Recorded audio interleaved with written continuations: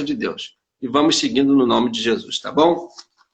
Eu peço a você que abra a sua Bíblia. Por favor, abra a sua Bíblia no Evangelho de João, no capítulo 20, lá no finalzinho do Evangelho de João, capítulo 20. A leitura vai ser do versículo 1 ao 8. E eu vou pegar 3 versículos específicos aqui para poder ministrar algo muito importante que Deus já falou ao meu coração. Em algum momento eu já ministrei também esta palavra. E sempre que a gente fala da palavra de Deus, ela se renova e se renova de uma forma extraordinária. Eu espero que hoje seja da mesma maneira, porque vamos falar de uma coisa muito atual, tá bom? Você vai entender o porquê dessa mensagem de hoje. João, capítulo 20, do versículo 1 ao 8, nos diz assim: a ressurreição de Jesus Cristo. Esse texto cabe muito bem, porque hoje também ministração da ceia. E no primeiro dia da semana, Maria Madalena foi ao sepulcro de madrugada, sendo ainda escuro, e viu a pedra tirada do sepulcro. Se você puder, marque esta palavra aí, este verbo, viu. Correu, pois, e foi a Simão Pedro e ao outro discípulo a quem Jesus amava, e disse: levaram o Senhor do sepulcro, e não sabemos onde o puseram. E os dois corriam juntos, mas o outro discípulo correu mais apressadamente do que Pedro, e chegou primeiro ao sepulcro, e abaixando-se, viu no chão, circula esse verbo novamente, viu, no chão os lenços, todavia não entrou. Chegou, pois, Simão Pedro, que o seguia, e entrou no sepulcro, e viu no chão, viu novamente, marca aí, os lençóis, e que o lenço que tinha estado sobre a cabeça não estava com os lençóis, mas enrolado num lugar à parte. Então, entrou também o outro discípulo, que é o João, né, que chegara primeiro ao sepulcro, e viu. Marca esse último viu aí. Mas agora ele viu e creu. Só até aí, irmãos. Então, entrou também o outro discípulo, que chegara primeiro ao sepulcro, e viu e creu. Glória a Deus. Bom, irmãos, é uma mensagem que, se a gente só fizer uma leitura, a gente já aprende muita coisa com o que está acontecendo aqui. Nessa leitura, no nosso idioma, logicamente, que a nossa Bíblia está traduzida para o português, a nosso entendimento. Só que quando nós lemos qualquer coisa no Novo Testamento, existe uma língua mãe em que foi escrito o Novo Testamento, que é o grego, algumas partes em aramaico, principalmente as falas de Jesus, mas ele foi escrito no grego. E o Antigo Testamento tem um pouquinho de aramaico também, mas foi escrito em hebraico. Então, ali tem 3 línguas que a Bíblia foi escrita. No Antigo, hebraico e um pouquinho de aramaico, no Novo, grego e um pouquinho de aramaico também. Por que eu estou falando isso? Porque, prestando atenção na atitude desses 3 discípulos aqui, Maria Madalena, João, não é o João Batista, é o apóstolo João, tá? O irmão de Tiago, e Pedro, esses 3, os 3 viram a mesma cena, mas a gente vai perceber que cada um vai se posicionar de uma maneira. E aí a palavra que eu quero falar com você hoje é: veja como vê. É isso aí. Precisamos nos atentar para aquilo que estamos vendo, mas também como estamos vendo. É muito interessante isso, irmãos. Aqui, quando fala da ressurreição de Jesus Cristo, para a gente se situar, Jesus já havia encerrado o seu ministério aqui na terra, e ele foi crucificado, tá bom? Foi crucificado na sexta-feira, então foi sepultado aí no final da sexta, entrando no Shabat, e depois ele ficou o sábado inteiro, e no domingo pela manhã, em outras passagens, conta que as mulheres foram lá no sepulcro para ungir, as especiarias estavam prontas, mas no Shabat não podia fazer, no sábado, o judeu não podia fazer nenhuma unção do corpo, porque isso caracterizava trabalho e era para descanso. Então, respeitaram o sábado, no domingo pela manhã, elas foram lá. E, sorteadamente, cada evangelho falou de uma maneira. E é interessante a gente ler nos 4 evangelhos. Por quê? É incrível, irmãos. Cada um evangelho se apegou numa parte, quando soube dessa ressurreição, principalmente noticiado pelas mulheres, sabe o que eles fizeram? Cada um reagiu de uma maneira muito diferente e até mesmo muito esquisita. Eu estava lendo até a de Marcos, quando a gente olha lá em Marcos 16, do 11 ao 13, eles acharam até que as mulheres estavam variando, estavam tendo alucinações. Lá em Mateus 28, 17, vai ver que alguns, mesmo depois que viram Jesus ressurreto, duvidaram. Esses então tão difícil, né? Porque mesmo vendo, eles ficam sem acreditar. E também Lucas, ele vai falar também da forma como eles ficaram duvidando da palavra das mulheres quando voltaram com a notícia. Aqui João, ele é uma carta muito interessante, uma carta aberta à igreja, e ele fala especificamente de Maria Madalena indo primeiro lá. Maria Madalena. E eu tenho por certo que ela estava muito preocupada, porque esta Maria Madalena é aquela que tinha os espíritos imundos que incomodavam ela, né? Então ela estava muito preocupada. Se o seu Cristo morreu, ela deve ter pensado, eu acho que esses demônios vão voltar para me perturbar. E agora, como vai ser? Então, assim que amanheceu o domingo, ela foi correndo lá, e aí ela é a primeira que nós grifamos aqui, o viu. E é interessante isso. Porque todos aqui nessa passagem viram, mas cada um que viu a mesma situação agiu de uma forma diferente. Veja bem, voltando ao versículo 1, diz assim: e no primeiro dia da semana, Maria Madalena foi ao sepulcro de madrugada, bem cedinho, né? Aí, por volta de 6 horas da manhã, sendo ainda escuro, e viu a pedra tirada do sepulcro. Ela correu, pois, foi a Simão Pedro e ao outro discípulo a quem Jesus amava e disse: levaram o Senhor do sepulcro e não sabemos onde o puseram. Ela chegou no sepulcro, olha as formas do verbo ver, e eu vou agora decifrar isso aqui para você, porque eu vou falar esse ver não no português, porque no português é apenas ver, está enxergando. Mas aqui não é só enxergar ou ver. Tem o verbo no grego aqui, tem um significado muito interessante. Ela chegou, viu a pedra revolvida e viu que o corpo não estava lá, ela teve logo uma imaginação daquilo que ela acabou de ver, como ela enxergou naquela hora. Porque o verbo aqui no grego significa, você pode pesquisar lá, é blepei, que vem do verbo blepou. Então, blepei significa no grego, é o ver, mas é uma visão natural. É uma visão até mesmo humana, uma visão carnal, uma visão comum.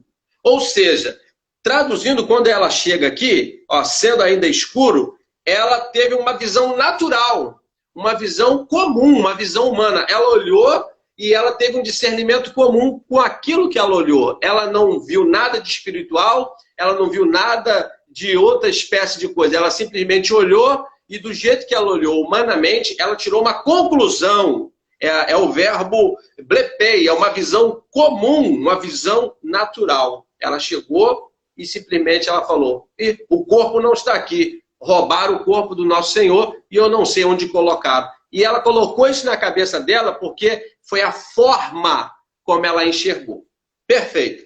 Já dá para entender que não é só ver, mas é um ver de forma comum, de forma natural e já tirar a sua conclusão.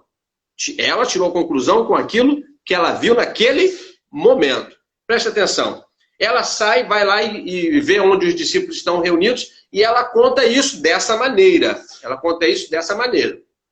E então Pedro, ele sai e João, ele sai junto com Pedro. Pedro é de mais idade, João, que é irmão de Tiago, os filhos de Zebedeu, ele é mais novo, então provavelmente corria mais. Correu, chegou primeiro lá na porta do sepulcro. E aí ele também viu, o texto fala assim no versículo 5, e abaixando-se, viu no chão os lençóis, todavia não entrou. E chegou, pois, Simão Pedro, que o seguia, e entrou no sepulcro e viu no chão os lençóis. A cena é essa. Eles correram, só que João acelerou chegou na porta do sepulcro, ele parou. Quando ele viu que estava sem a pedra, ele olhou aquela situação, só viu os lençóis no chão, ele viu e ele parou e ficou olhando aquela cena.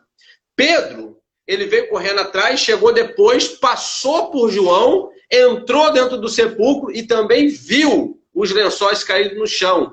E ficou ali, ó, o texto fala, e entrou no sepulcro e viu no chão os lençóis. E que o lenço que tinha estado sobre a sua cabeça não estava com os lençóis, mas enrolado num lugar à parte.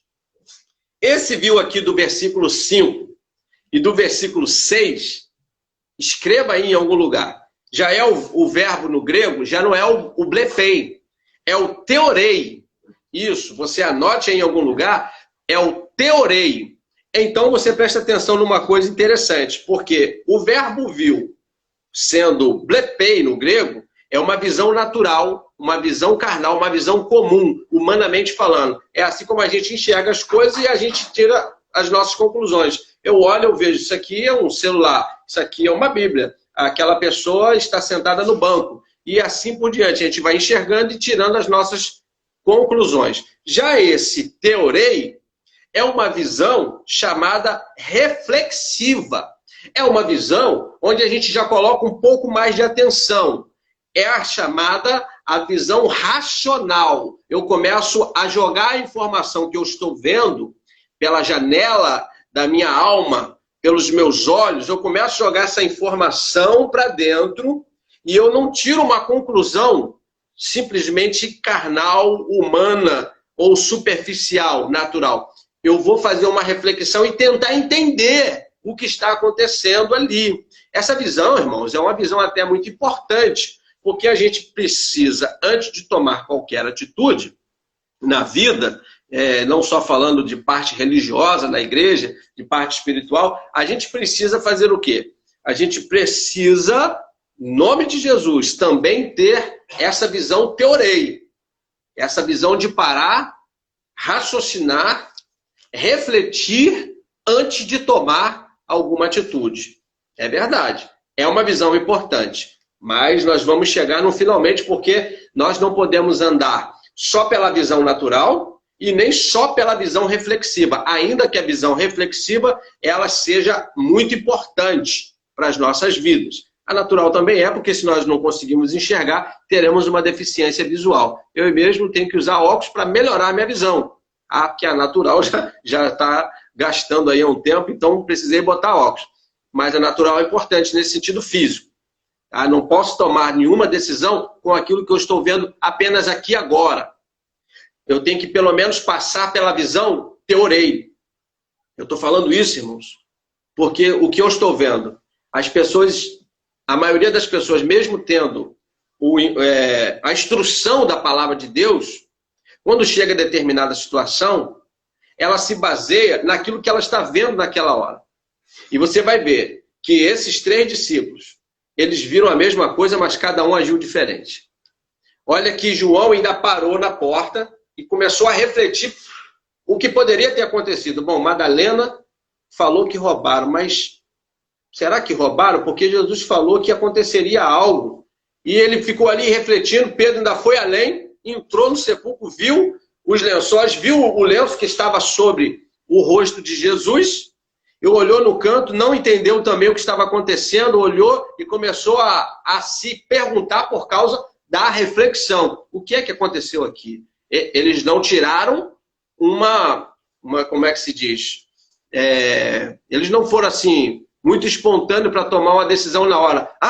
E como foi a Maria Madalena? Roubaram o corpo do nosso Senhor. Não. Eles chegaram ali e começaram a refletir. Isto é importante. Mas Deus quer que a gente vá um pouco mais além, irmãos. Presta atenção, que depois desse episódio, juntando o 5 até o versículo 8, diz assim: E abaixando-se, viu no chão os lençóis, todavia não entrou. E chegou, pois, Simão Pedro, que o seguia, e entrou no sepulcro e viu no chão os lençóis. Esses 2 viu aqui, verbo, é o teorei, é a reflexão. E viu o lenço que estava sobre a cabeça de Jesus. Viu que não estava com os lençóis, mas enrolado, dobradinho, num lugar à parte. Então entrou também o outro discípulo, que chegara primeiro ao sepulcro, e agora ele viu novamente. João parou na porta e viu os lençóis. Pedro entrou, viu os lençóis e viu o lenço separado. Aí tem um grande mistério. Só que ali ele ainda ficou na reflexão. Quando João, ele resolve entrar no sepulcro também, ele agora que estava já num estado reflexivo, ele agora dá um passo além, que é a visão que Deus quer que eu e você, como filhos dele, filhos de Deus, como igreja de Cristo, como templo do Espírito Santo, como dispenseiro dos mistérios da graça do Senhor, como os verdadeiros adoradores, nós precisamos, irmãos, agir como João ele vai agir aqui agora. Porque aqui nesse versículo 8, esse último verbo viu no grego, já não é o blepei e nem é o teorei. Escreva aí, é o eiden. É o E-I-D-E-N, eiden. Esse verbo, no grego, é um ver, mas não é só um ver de forma natural, de forma comum. Também não é um ver só de forma reflexiva, atenciosa e racional, que é importante, mas ainda não é esse. É um que vai além. Esse ver aqui é aquele ver que busca o discernimento. É um ver que, na verdade, não busca. Ele viu e ele alcançou um discernimento porque ele está vendo de uma forma agora espiritual. Ele está discernindo, além dos fatos que aconteceram ali diante dos seus olhos, de forma também espiritual. Quando João parou na porta, ele não tinha visto o lenço dobrado no canto, ele viu os lençóis e ficou como Pedro reflexivo. Pedro entrou e viu tanto os lençóis como o lencinho dobrado e continuou reflexivo. João, quando entra, ele vê o lenço e ele muda a sua expectativa, ele muda a sua forma agora de pensar, porque ele, quando viu o lenço dobrado, sabe o que ele faz, irmãos? Ele toma uma atitude de fé. Diz o texto, o versículo 9 termina falando que depois que ele viu, ele creu. Ou seja, ele agora teve uma abertura espiritual na sua mente, o seu coração começou a pulsar a fé e ele começou a acreditar. Bom, pelo que eu estou vendo aqui agora, não roubaram o corpo de Jesus. O corpo de Jesus não sumiu por acaso, mas pelo que eu estou vendo ali do lenço dobrado, colocado na cabeceira, separado à parte, eu tenho uma convicção. Que convicção é essa, pastor? Deixa eu explicar para você rápido, em breves palavras. Muita gente acha que isso não é verdade, mas isso tem amparo, sim, de costume judaico. Toda vez que um senhor estava sentado à mesa naquela época, ele ficava com um escravo do seu lado. O escravo ali, o servo, ficava do seu lado. Então ele comia e ele limpava a boca com um lenço que ficava ali. Se ele pegasse o lenço no final da refeição, amassasse assim e jogasse para o canto, o que ia acontecer? O escravo já sabia que o seu senhor não ia voltar mais para a mesa. Se ele pegasse assim o lenço, limpou, depois que acabou a refeição, se ele jogar o lenço e sair da mesa, o escravo sabe, meu senhor não vai voltar, eu posso tirar tudo, posso limpar aqui a mesa, porque o meu senhor não vai voltar.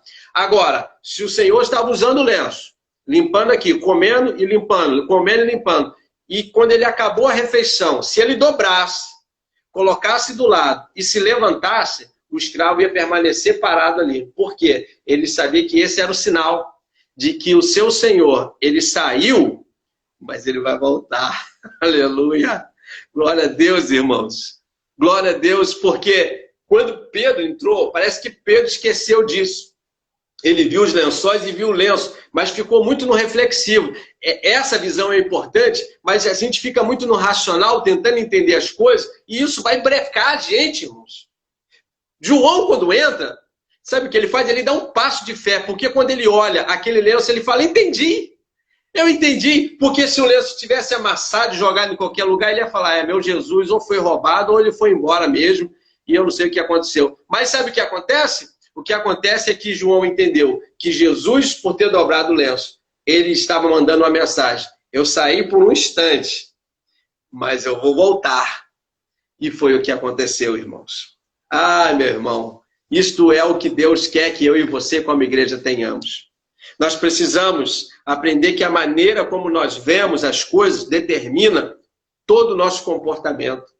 Nós precisamos começar a cuidar dessa janela da alma, que são os nossos olhos, irmãos. É muito importante. Existe um perigo de não saber lidar com os olhos. Sabe o que esse apóstolo João mesmo, ele fala, em uma das suas cartas, ele fala, não ameis o mundo, lá em 1 João 2,15 diante, e nem o que no mundo há. Se alguém ama o mundo, o amor do Pai não está nele. Porque o que há no mundo? É a concupiscência da carne, a concupiscência dos olhos e a soberba da vida. Isso não é do Pai, mas é do mundo. Então, existe um problema de, se a gente não cuidar, os nossos olhos vão enxergar erradamente, vão fazer a gente agir de forma errada. Você veja bem, Madalena viu o sepulcro e achou que roubaram. Foi levar a notícia dessa forma. Pedro corre com João. Eles pararam e viram ali, começaram a analisar a situação. Já deram um passo além da Madalena. Mas depois João entra e ele dá um passo de fé, que é o passo que eu quero que você, meu irmão, minha irmã que está me ouvindo, que você tome na sua vida. Porque quando as situações acontecem, você não pode ficar olhando só de forma natural. E também não só de forma reflexiva. Essa é importante, mas não pode parar por aí. Aqueles que têm a fé, aqueles que têm Deus, aqueles que têm o Espírito Santo de Deus, aqueles que confiam na palavra do Senhor, precisam dar sempre um passo de fé. Não é espiritualizar tudo, mas é discernir o que é espiritual de forma espiritual, irmãos. E o que é carnal de forma carnal. Então, é isso que deve acontecer, irmãos. Precisamos tomar conta dos nossos olhos, porque Jesus falou lá em Mateus 6, no versículo 22 e 23, que os nossos olhos é a candeia que ilumina todo o corpo. Ele diz que se os nossos olhos forem bons, todo o nosso corpo terá luz. Mas se os nossos olhos forem maus, não está falando de doença nos olhos, está falando da maneira de enxergar as coisas, para depois tomar um comportamento, uma atitude. Se os meus olhos forem maus, até a luz que há em mim vai se tornar em trevas. Presta atenção nisso, irmãos. Isso é muito importante. Eu quero lembrar você que lá em Números, livro de Números, né, no Pentateuco, no capítulo de número 13, há uma cena muito interessante ali. Moisés, já sabendo que está chegando a hora de entrar na Terra Prometida, na verdade, era aquele momento, mas aí vai prorrogar só uns 40 anos, por causa do que eu vou falar agora. Sabe o que acontece, irmãos? Moisés escolheu 12 príncipes, um representante de cada tribo, o melhor de cada tribo. Ele falou, vocês vão lá, vocês vão espiar a terra, vão ficar lá por 40 dias e 40 noites. Espiar, vão trazer as informações todas e vão trazer para cá. Quando chegarem aqui, vocês vão fazer um relato diante de todo o povo para a gente armar uma estratégia e tomar a terra lá, em nome do Senhor. Irmãos, sabe o que acontece? Depois de 40 dias, voltam os 12. Eles voltam com o fruto de lá, frutos grandes, terra que mana leite e mel. E esse foi o discurso. 10 dos 12 príncipes começaram a falar, tomaram a palavra e falaram, a terra é boa, Moisés. A terra realmente é muito boa. Mas olha só, Moisés, não dá para a gente. Por quê? Porque vimos lá gigante, um povo mais forte do que nós. Nós parecemos como gafanhotos diante dos seus olhos. Eles se consideraram insetos, irmãos, diante do inimigo. Esqueceram das promessas. Por quê? Porque se guiaram de forma natural por aquilo que viram. De repente, eles não alcançaram nem a visão racional. Ou, de repente, tem muita gente que raciocina, e raciocina sempre para o negativo também. É um pessimista na vida, não consegue ter um pensamento alegre, feliz. Ah, meu Deus. Escuta, irmãos. 2 homens, Josué e Caleb, viram a mesma coisa durante 40 dias. Se levantaram e falaram, não, cremos no Senhor Deus. Se eles pensam que são fortes, maior é o que está conosco do que o que estão com eles lá. Deus vai nos dar a vitória. Veja bem, irmãos, 12 pessoas. 10 resolveram se guiar de uma visão comum, de uma visão até que refletiram, mas não deu em nada. E 2 apenas, olha a proporção, 2 resolveram ter uma visão espiritual, uma visão de discernimento espiritual que alcança a visão do Pai. Sabe o que acontece, irmãos? Por causa disso daí, o povo de Israel vai ficar 40 anos girando pelo deserto, até que aquela geração de homens incrédulos morressem por ali. E apenas os contados de 20 anos para cima é que entrariam na terra prometida, junto com Josué e Caleb e toda a sua gente. Você está entendendo o que é isso? É muito sério isso que estou falando. Precisamos cuidar dos nossos olhos, irmãos. Sabe aquela situação em que Eliseu estava cercado pelo exército? Um dos seus servos, filho dos profetas, saiu e quando ele olhou a cidade e viu o exército do inimigo de Samaria cercando tudo, e ele veio correndo apavorado e falou: profeta, sabe o que está acontecendo? Cercaram a cidade e mandaram uma mensagem: vão matar você. Ele falou: não, não vai não. Vão? Não, rapaz, maior que está com a gente. Não, não tem ninguém com a gente não, eu não vi. Ele só viu o exército inimigo. Talvez você só está vendo o inimigo, irmão. Você não está vendo quem está acima do inimigo, que é o nosso Deus Todo-Poderoso. É por isso que o salmista ele fala: eleva os meus olhos para os montes. De onde me virá o socorro? Muita gente subia os montes, acreditando nos deuses dos montes daquela época, que eram ídolos pagãos, para ter o seu socorro. E ele falou: o meu socorro vem do Senhor, que está acima disso tudo, irmãos.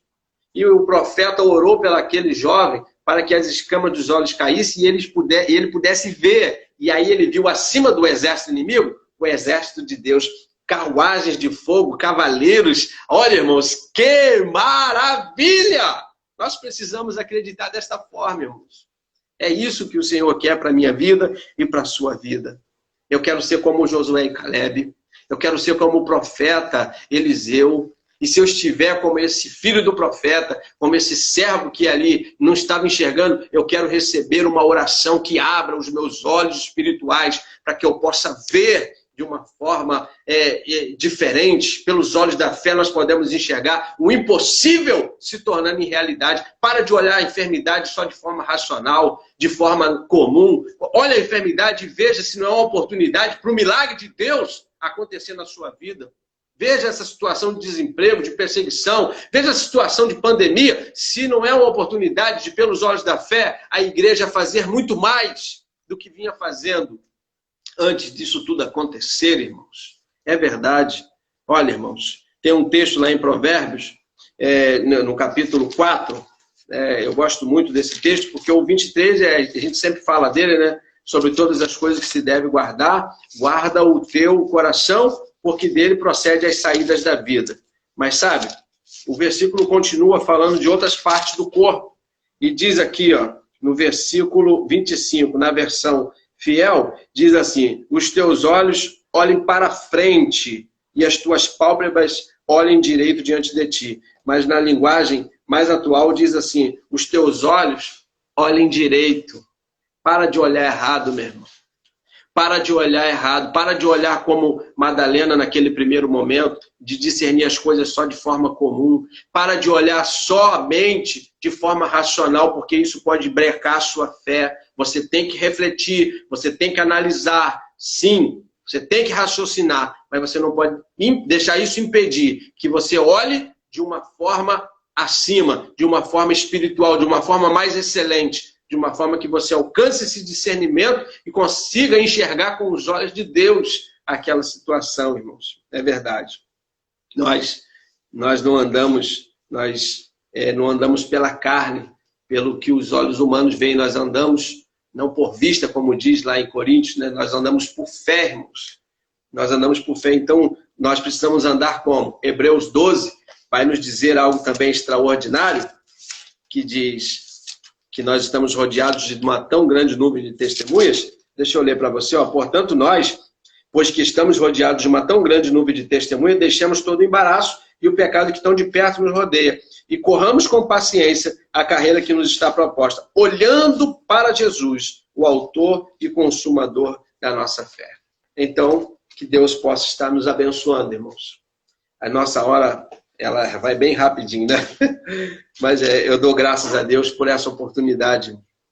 Eu fico feliz de poder sempre ser o porta-voz da palavra do Senhor e sempre poder ministrar a palavra de Deus, seja na igreja, seja na casa, seja na live, seja no YouTube, seja onde for. Eu quero pregar a palavra de Deus para aquilo que Deus falou no meu coração, Ele possa falar no seu coração.